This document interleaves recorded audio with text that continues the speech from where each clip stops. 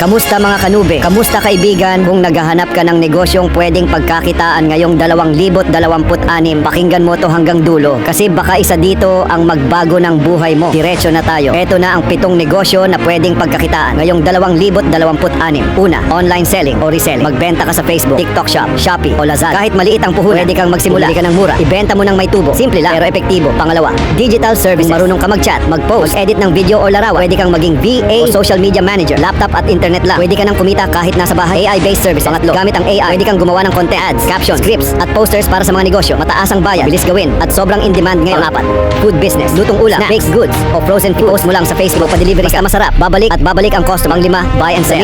Appliances, kahit second hand, basta maayos. Bumili ka ng mura, ayusin mo, ibenta mo ng mas mataas ang presyo. Service business sa lugar mo. Laundry pickup, cleaning service, repair, printing, o errand. Simple lang, pero araw-araw may kita kung masipag ka. Pang-7, online business na may training at system. May negosyo ngayon, may video tutorials. Pwede gawin part-time o full-time. Pwede ka na ngayon. Hindi mahalaga kung alin ang piliin mo.